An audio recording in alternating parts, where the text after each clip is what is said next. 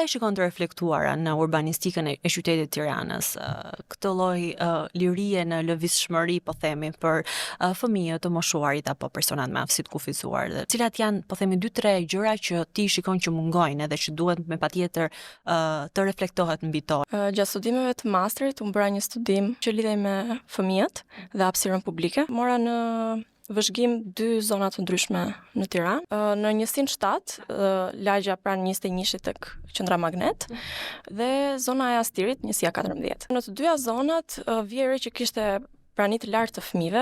Nëse i krahasojmë të dyja zonat, në qendrën Magnet është kryesisht e gjelbër dhe makinat nuk futen brenda kompleksit banimit, ndryshe nga zona e Astirit. Kjo favorizonte në një farë mënyrë lëvizjen e lirë të fëmijëve, të cilët edhe prindërit ndiheshin të sigurt që t'i lejonin dhe të luanin pa patur rrezikun e makinave. Automjetet janë një faktor që ndikojnë në sigurinë e personave në këto lagje.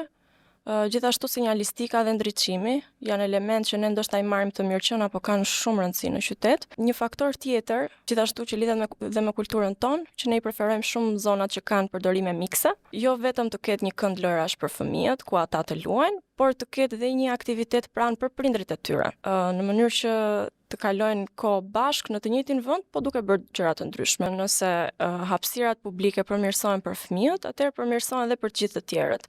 Duke qenë se ata janë dhe më të vegjël fizikisht, e përjetojnë qytetin ndryshe. Gjatë studimit unë përdora edhe një kamerë GoPro me fëmijët për të parë se si ata lëvizin në qytet, dhe vetëm diferenca e gjatësisë tregonte shumë se sa ata i përjetojnë barrierat që hasin gjatë lëvizjes së tyre.